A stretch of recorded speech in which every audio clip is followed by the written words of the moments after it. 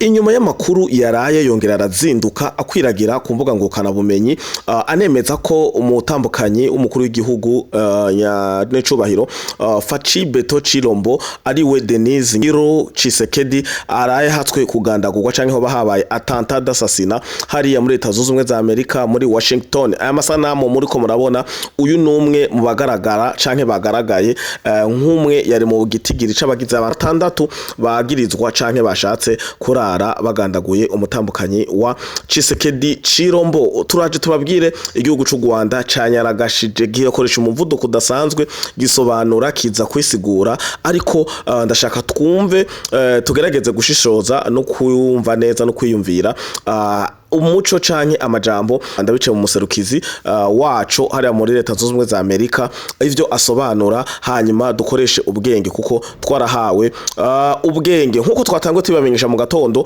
nuko ibi vyabaye masaha ya saa sita. Murabona ko akazuba ari kenshi inyuma hariya muri iriya modoka, murabona ko izuba ari ryinshi. Urabona uyu jacket ya noir n'ujya wa bleu, uyu wa bleu neza mutangura ko reno reresi raba ahagiye, murabona ahagiye yambaye ibipira imbeho ukungene bambaye kubgaje nka Fleur le Patriote umusesangozi wanyu mwemera mudahengeshanya gukurikirana 5 kuri 5. Murabona reaction yabo uri yarirutse ntituzi ngo yirutse iki, uwundi ari ngaha n'abandi benshi kungene batandukanye mwagiye murabakurikirana. Siniko ndaza gusobanura ino video, ariko reka dukoreshe impungenge twongere turabe n'ivyo Rwanda rwabisobanuye ko amaze kugaragara nkuko yafashwe canke nkuko igihugu ca Congo RDC cagirije Leta y'u Rwanda canke cashize neza na neza amadute kuri Leta y'u Rwanda kumvo zuko hari injyane canke kudahuza gusanzwe guhari mu rwego rwa diplomasi. Hakaba ariho n'ubwicanyi ndengakamere, gusambanya abagore n'abigeme,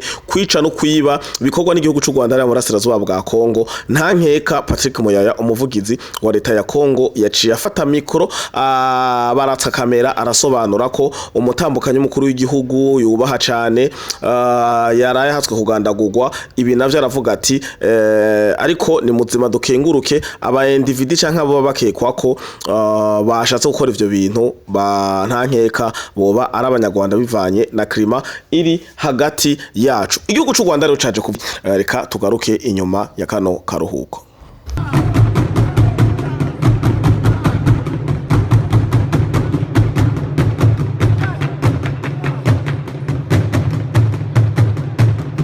Ikaze nkuko nempejeje kubibabwira mu ntangamarara, igihugu c'u Rwanda caciye gitebuka kiri kazanura kiza kwizanye ibisobanuro canke kwisigura ku vyaraye bivuzwe canke ku vyaraye bibaye. Eka ivyaraye biciye mu muvugizi wa Leta ya Kongo, ivyaraye bivuzwe n'abasesanguzi bagenda batandukanye na Fleur le Patriote umusesanguzi wanyu ndimwo. Igihugu c'u Rwanda gicishije mu buserukizi bwaco hari muri Leta Zunze Ubumwe za Amerika i Washington DC bisobanuye ku vyaraye bibaye, aho koresheje urwandiko, ariko namwe reka turusome tugende dukurikira 5 kuri 5 tugerageze kubishira mu Kirundi kuko bakoresheje ururimi rw'icongereza. Igihugu c'u Rwanda kigira giti clarification on incident at Washington DC Hotel. Uko niko umutwe w'ijambo canke indongora kiyago umeze ngo gutanga umuco ku bintu vyaraye bibereye ce kwisanga yaraye ribereye mu hoteli hariya i Washington DC. Ukuri igihugu c'u Rwanda kigira baravuga rero bati an unarmed member of the security detail of a Rwandan VIP staying in Washington DC hotel. Bagira bati ngo umuntu atarafise imbunda canke inkoho ari muri bamwe bagize canke bacunze umutekano w'umu VIP w'umuverema w'umunyarwanda ngo hariya i Washington asanzwe ari mu hoteli i Washington DC. Bisigura yari muri no hoteli nyene uno mutambukanyi wa Chisekedi yararimo. Ino hoteli nayo suyo nayirimwo harimo indongozi nyinshi cane gose zatumiwe na Melania mutambukanya wa Donald Trump mu bikorwa basanzwe yatanguje vya fostering the future together, canke coalition yo kugira barabire hamwe ivy'ubuzima n'agateka k'abana hariya i Washington. Rero u Rwanda gogo ruje rusobanura ko ngo ivyaraye bibaye muri yo hoteli ngo suko bari bagiye kwica umutambukanyi wa Tshisekedi, ahubwo ngo uyo umwe bobo bavuze umuntu umwe, ariko abantu twabonye muri Noreresi nabagera kuri batandatu nkuko mubibona. Uyo yambaye umupira wa bleu ari inyuma y'imodoka, uyu undi yambaye igikapisho ca noire, uyambaye amakoti, uyahagaze ngaha babonye nere batatu bagiye nuri yayirutse. Donc murabona ko bo bavuze ngo n'umuntu umwe ngo yarari ngo ari muri an armed member of the security detail of Rwandan VIP staying in a Washington DC hotel.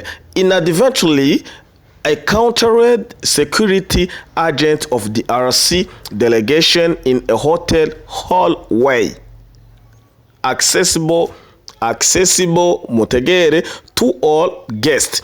Aha abanyarwanda bavuze ati ngo umuntu atagira imbunda atagira ikigwanisho ari mu bagize bacunze umutekano w'umu VIP wo mu Rwanda. Urumva deja ngari banavuze ninde, ntibavuze n'umuserukizi kanaka, ntibavuze ni ambasaderi, ntibavuze ni giki. Hano ugerageje gusesangura ucubona ko banyegeje identite y'uyu muntu bavuga ngo n'umu VIP kugira nibaza kuraba baraye muri yo hotel bamaze kuvuga nk'akaroro bavuze ngo ni Fleury yaharaye, bace basanga harayeyo canke nta nuwarayeyo, bice bagwa mu ikosa. Bakoresheje no tangazo ntibatanga umuco w'uwo muntu bamunyegeje ID nkuko babikoze mu burasirazuba bwa Kongo igihe bica uriya mu Faransa Karine Buise, bavuga ngo yapfanye n'abandi bantu. Abo bantu gushika no munsi ntituramenya ni bande. Rero ino strategy bakoresheje mu kwandika igaragaza ko ivyo yako baravuga leta y'u Rwanda ikiravuga ibinyoma. Bavuze ngo a Rwandan VIP staying in Washington DC hotel, ngo yarari muri yo hotel nyene. Uwo musekirite wiwe yahuye ukumva ba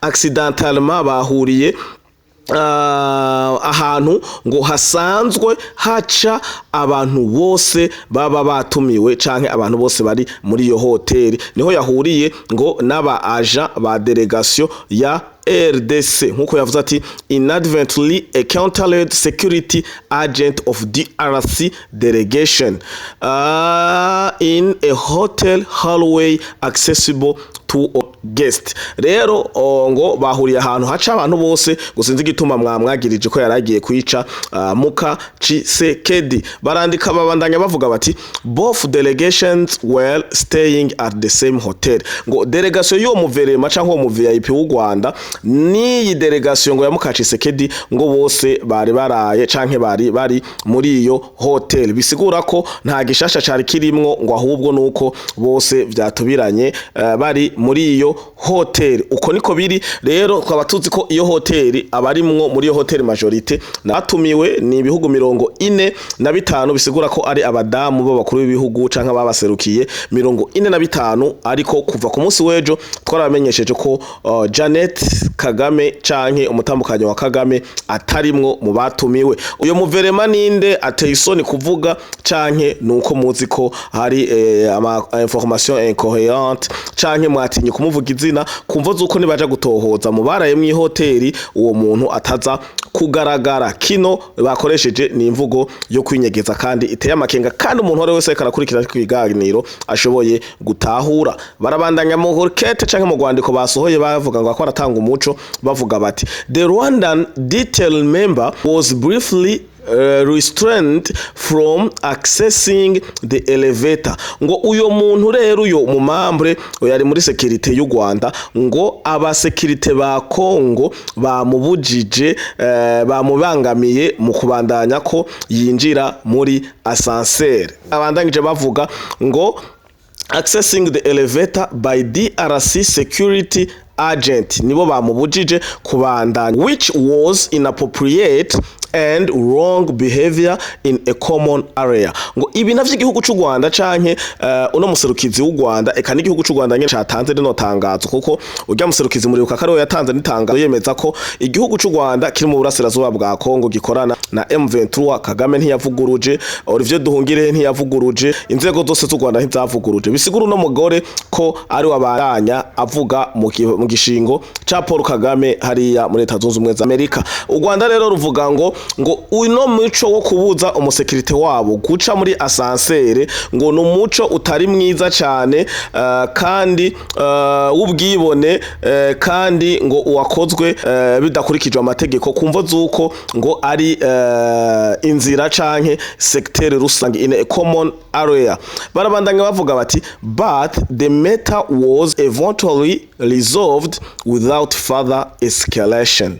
Ngo ariko kumvo zuko u Rwanda rutashatse ko biba birebire bace bakemura ico kibazo bitarinze gusasara canke kuzana ibintu byinshi ngo bisambuke vyirige birazana induru n'urukwegane rwinshi cane ngo caciye gikemuka. Uko cakemutse rero nukuhe nukugukurikira u Rwanda nago nyene ruvyivugira ukugukurikira bavuze ati following this incident bimaze kubuko the Rwandan party made a decision to change hotels. Ngo kubimaze kuba bimeze uko bizanye ico cuka ngo abo bari basanzwe baserukira u Rwanda bari ngaho b'abanyarwanda muri yo hoteli umva no mu VIP ariko hano bavuze ati the Rwandan party made decision to change hotels. Umva ko ntiyari umwe bari benshi cyane gose ko bavuze hotels bari bafashe ivyumba vyinshi canke bahinduye amahoteli yose bari barimwo nitubizi ariko gushika ngaho ntituramenya umuntu yarinde abo muverema yarinde. Rero u Rwanda rwaciye kwihutira guhindura hoteli kubera iki ataco wiyagiriza uzi kuri mukuri wohindura hoteli barundi banyarwanda namwe mwahezagiye kumva runo rurimi dusigurira ukungene umuntu ataco yiyagiriza. Jewe nabukinze hoteli yanje nje muri afere zanje nawe wabukinze hoteli yawe uje muri afere zawe nsigurira ukungene ataco wiyagiriza woca ugira urgence yo kugira iki yo guhindura ihorere ataco wiyagiriza. Barabandanya muri ugo rwandiko nyene bavuga ati but were harassed and filmed by a unknown person as they checked out and departed. Ngo hanyuma ngo babaye harsere babangamiwe kuko ngo babaye filme ize ama video turiko turabereka bona bagira amasakoshi amavarizi n'ibindi byinshi batekera baje muri no modoka ndibaza ko arivyo bavuze ngo bace bafatwa amasanamu n'umuntu atazwi canke n'abantu batazwi ngo mu gihe bariko bara check out bariko barapanga utuntu twabo bongera bagira departure bagira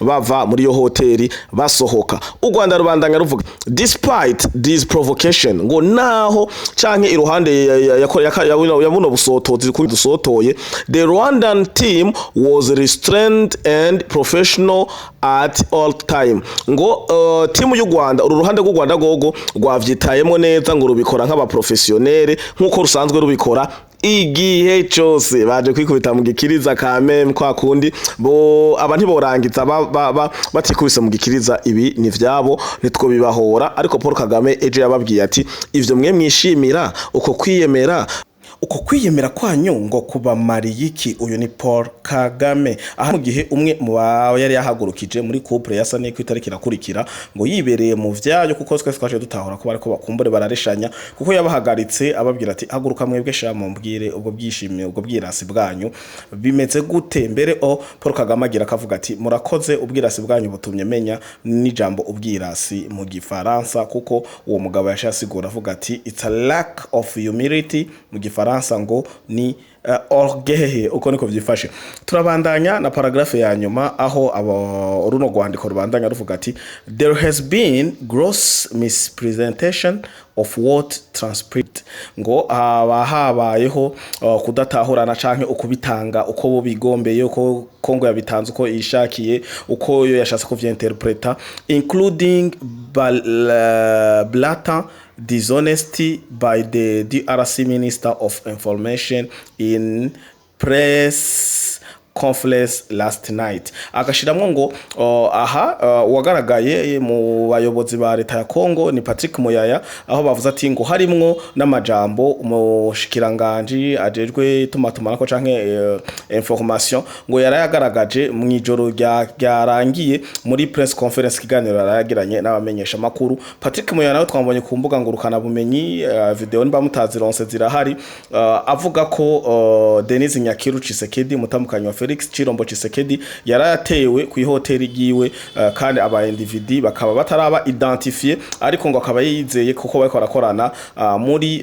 étroitesse canke hagufi na hagufi canke hato na hato n'indongozi na administration ya Washington. Aha rero ni u Rwanda rumaze kumva kumvyo rwaceruza rwandiko runyaragasa nkuko basanzwe babikora za gusobanura ibidasobanutse nkuko nabibabwiye. Reka muravya amareresi hano mukaraba no kungene u Rwanda rwasanuye je ndemeza neza ko bino Rwanda rwasobanuye bitagira umutwe n'amaguru. The contemptible lies should be disregarded and condemned.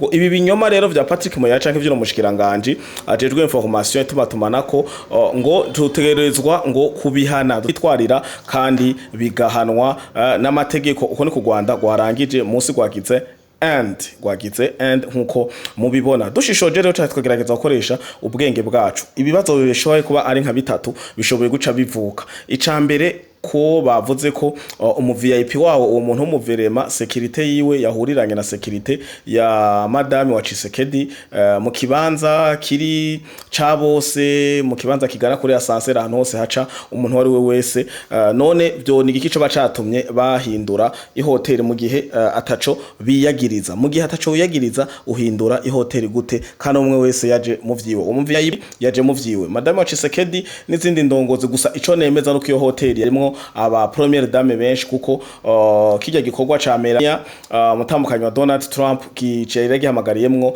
abakuru b'ibihugu abadamu b'ibikuru b'ibihugu 45 kumbure abatahashitse baserukiwe ariko twebwe mu Burundi première dame obita Burundi first lady son excellence Angeline Ndayishimiye yari yahishikiye kuko yafashe urugendo itariki 23 murumva ko umutekano w'abatambukanyi b'ibikuru b'ibihugu wowo wategerezwa kuba ukajijwe birumvikana ariko rero ikibazo ca mbere kiza ni kubera kibahisemwo guhindura ihoteli nkuko tubisoma muri no rwandiko rw'u Rwanda. Ico ni kibazo ca mbere Fleury le Patriote umusesanguzi wanyu ashoboye kwibaza namwe kikabifasha kwibaza igituma bahunze iyo hoteli. Ikindi naco kubera kikuva rino kete risohoka canke kuva runo rwandiko barusohora uno mu VIP ntavugwa nimba uwo mu VIP ataco bamuhishamwo atakindi yaragamije uwo mu VIP ni bamutubarire. Mbega muri video bavuze ko ngaha babaye filme bako barasohoka umu VIP yaciye he ko twabonye bwa buhungu bw'amakapisho nyene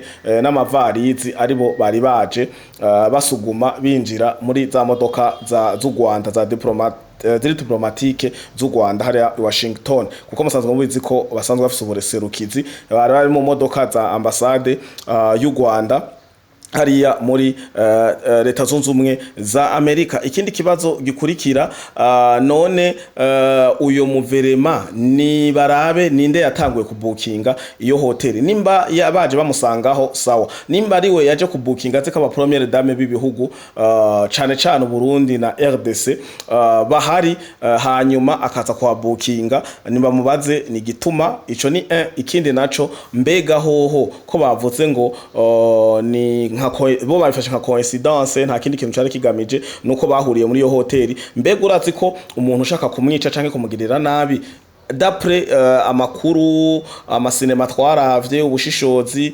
documentation n'ibindi byinshi tugenda turiga mu buzima bwenda butandukanye ntushoboye kwica umuntu nimba ukoresha pistole canke imbugita canke ibindi bintu bigozi ukamuniga n'ibindi byinshi bigenda bitandukanye mutari hagufi yiwe vyasaba neza na neza ko kinga ishambure muri iyo hoteli nyene uwo muntu bagomba kugirira nabi arimwo soit bamutegera agiye gufungura soit bamutegerera muri ascenseur soit bamutegerera muri corridor soit bamutegerera agiye kuri piscine cyangwa kugira ibindi bikorwa arekuriwe kuri iyo hoteli kimwe muri ivyo cotuma bamugirira nabi cyangwa bamubangamira umutekano wiwe mbere gushikana aho bushika no ku defense umuryango canke bagaca mu plafond nkuko twaba twabibonye no marerese twaba twabibonye mu masinema agenda atandukanye umuntu iyo bashaka kumugirira nabi bafata meme hotel gushika ngaha rero nta siguro nimwe y'ukuri igaragaza ko u Rwanda rwatanze umuco kunyuranye n'ivyo bagirizwa canke n'ivyo bikekwaho kuba bashaka kwica umutambukanyi wa Chilombo Tshisekedi Facibeto son excellence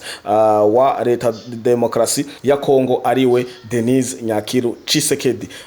Yanayandi makuru turabandanya tuyabegeraniriza hano kuri Full Podcast TV kuri no musi wa gatatu ni genekezo rya 2025 ukwezi no kwa gatatu umwaka wa 2026. Tubakengurukire twongera tubabwira ko nta Full Podcast TV atamwebwe mwarahezagiwe. Ciao ciao.